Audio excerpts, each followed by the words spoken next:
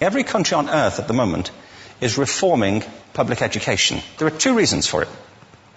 The first of them is economic. People are trying to work out, how do we educate our children to take their place in the economies of the 21st century? How do we do that, given that we can't anticipate what the economy will look like at the end of next week, as the recent turmoil is demonstrating? How do we do that? The second, though, is cultural. Every country on earth is trying to figure out, how do we educate our children so they have a sense of cultural identity and so that we can pass on the cultural genes of our communities while being part of the process of globalization. How do we square that circle? The problem is they're trying to meet the future by doing what they did in the past. And on the way, they're alienating millions of kids who don't see any purpose in going to school. When we went to school, we were kept there with a story, which was if you worked hard and did well and got a college degree, you would have a job. Our kids don't believe that. And they're right not to, by the way. You're better having a degree than not, but it's not a guarantee anymore. And particularly not if the route to it marginalizes most of the things that you think are important about yourself. Some people say we have to raise standards as if this is a breakthrough. You know, like, really, yes, we should. Why would you lower them? You know, I mean, I haven't come across an argument that persuades me of lowering them. But raising them, of course we should raise them. The problem is that the current system of education was designed and conceived and structured for a different age. It was conceived in the intellectual culture of the Enlightenment and in the economic circumstances of the Industrial Revolution. Before the middle of the 19th century, there were no systems of public education. Not really. I mean, you could get educated by Jesuits, you know, if you had the money. But public education, paid for from taxation, compulsory to everybody and free at the point of delivery, that was a revolutionary idea. And many people objected to it. They said it's not possible for many street kids, working class children, to benefit from public education. They're incapable of learning to read and write, and why are we spending time on this? So there's also built into it a whole series of assumptions about social structure and capacity. It was driven by an economic imperative of the time, but running right through it was an intellectual model of the mind, which was essentially the Enlightenment view of intelligence. That real intelligence consists in the capacity for a certain type of deductive reasoning and a knowledge of the classics originally, what we come to think of as academic ability. And this is deep in the gene pool of public education, that there are really two types of people, academic and non-academic, smart people and non-smart people. And the consequence of that is that many brilliant people think they're not, because they've been judged against this particular view of the mind. So we have twin pillars, economic and intellectual. And my view is that this model has caused chaos in many people's lives. It's been great for some. There have been people who have benefited wonderfully from it.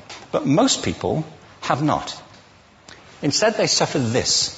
This is the modern epidemic, and it's as misplaced and it's as fictitious. This is the plague of ADHD. Now, this is a map of the incidence of ADHD in America, or prescriptions for ADHD.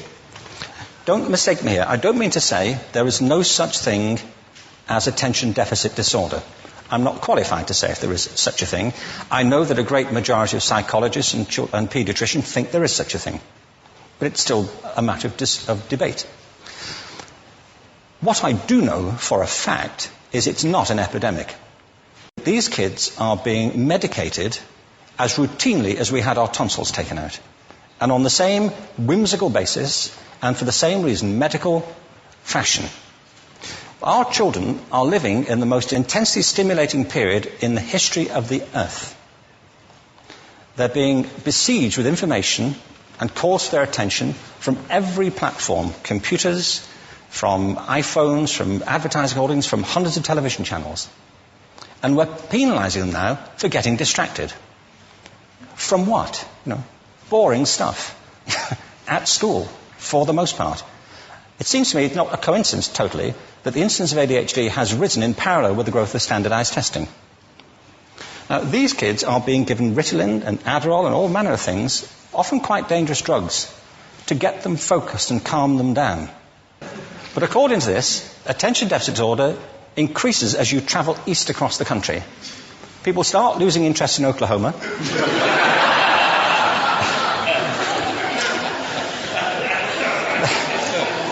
They can hardly think straight in Arkansas. And by the time they get to Washington, they've lost it completely. And there are separate reasons for that, I believe. It's a fictitious epidemic. If you think of it, the arts, and I don't say this exclusively of the arts, I think it's also true of science and of maths, but I say about the arts particularly because they are the victims of this mentality currently, particularly. The arts especially address the idea of aesthetic experience. An aesthetic experience is one in which your senses are operating at their peak, when you're present in the current moment, when you're resonating with the excitement of this thing that you're experiencing, when you are fully alive. An anesthetic is when you shut your senses off and deaden yourself to what's happening.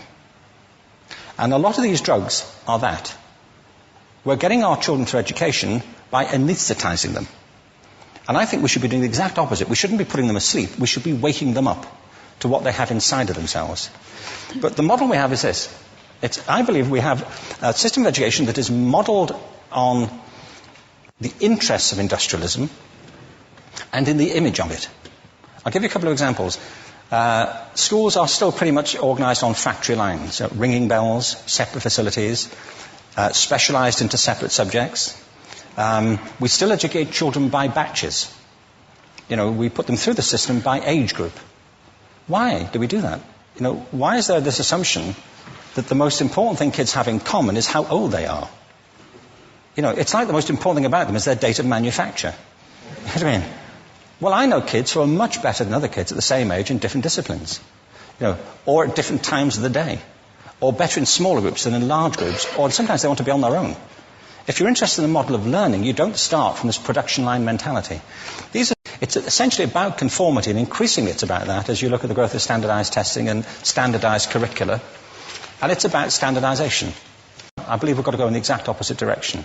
That's what I mean about changing the paradigm. There was a great study done recently of divergent thinking. It was published a couple of years ago. Divergent thinking isn't the same thing as creativity. I define creativity as the process of having original ideas that have value. Divergent thinking isn't a synonym, but it's an essential capacity for creativity. It's the ability to see lots of possible answers to a question, lots of possible ways of interpreting a question, to think what Edward de Bono would probably call laterally, to think not just in linear or convergent ways, to see multiple answers, not one. So, there are tests for this. One kind of cod example would be, people might be asked to say, how many uses can you think of for a paperclip? One of those routine questions. Most people might come up with 10 or 15. People who are good at this might come up with 200. And they do that by saying, well, could the paperclip be 200 foot tall and be made out of foam rubber? Does it have to be a paperclip as we know it, Jim? Now, there are tests for this, and they gave them to 1,500 people. This is in a book called Breakpoint and Beyond. And on the protocol of the test, if you scored above a certain level, you'd be considered to be a genius at divergent thinking. Okay? So my question to you is, what percentage of the people tested, of the 1,500, scored at genius level for divergent thinking? Now, you need to know one more thing about them. These were kindergarten children. So what do you think? What percentage at genius level? 80. 80, okay. 98%. Now, the thing about this was it was a longitudinal study.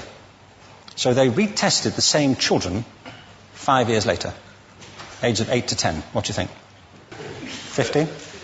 They retested them again 5 years later, ages 13 to 15. You can see a trend here, can't you?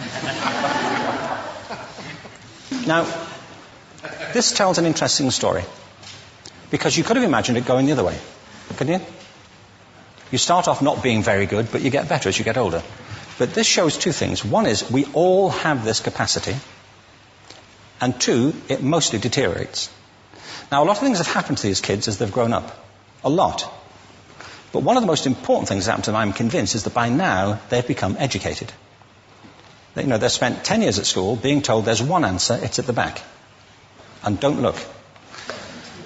And don't copy, because that's cheating. I mean, outside schools, that's called collaboration, but inside schools. Now, this isn't because teachers want it this way, it's just because it happens that way. It's because it's in the gene pool of education. We have to think differently about human capacity.